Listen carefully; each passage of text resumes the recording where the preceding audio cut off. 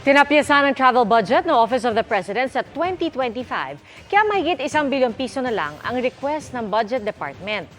Ang mga kawani ng gobyerno naman makukuha na ang kanilang dagdag sahod na dapat ay nitong Enero pa nagsimula. Nakatutok si Ivan Mayrina.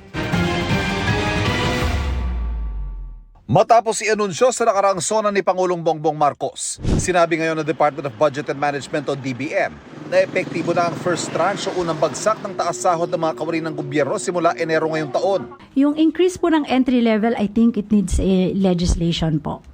However, yung increase po ng salary, yun po ang nakasama na po dito sa 2025 NEP.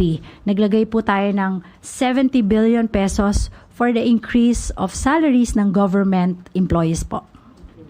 Of course, kasama po sila, ang ating mga teachers. 4 na tranche ang dagdag sahod, ibibigay taon-taon hanggang 2027. May dagdag biyaya pa raw sa mga kawani ng gobyerno simula sa susunod na taon. Inaayos na raw ang executive order para rito. Nag-allocate po tayo ng 9.6 billion pesos for next year para po makakuha ang ating mga government employees ng kanilang medical allowance. 7,000 each employee po.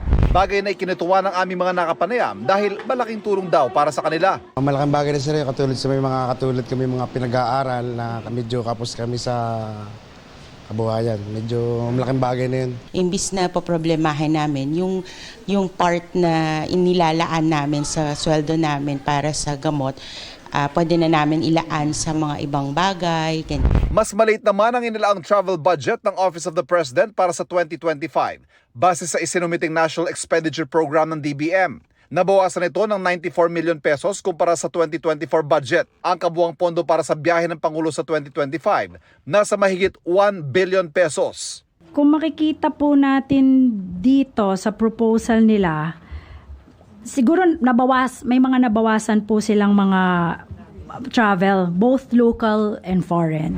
Mahigit 6 trillion pesos ang kabuang panukalang 2025 budget at para mapondohan ito, kailangan umutang ng gobyerno ng 1.537 trillion pesos. 15.48 trillion na ang utang ng bansa as of June 2024. At tataas pa raw yan hanggang 17 trillion sa 2025 bago magsimulang bumaba. Pero ayon sa DBM, huwag mag-alala. Basta patuloy ang paglaki ng ekonomiya ng bansa. Look at nominally, it looks big, no? Pero based on international standards, tinitingnan po natin na metric sa debt is yung debt to GDP ratio. And it has been going down, and with our fiscal consolidation, we will ensure that it will go down. Para sa GMA Integrated News, Ivan Mayrina, nakatutok, 24 oras.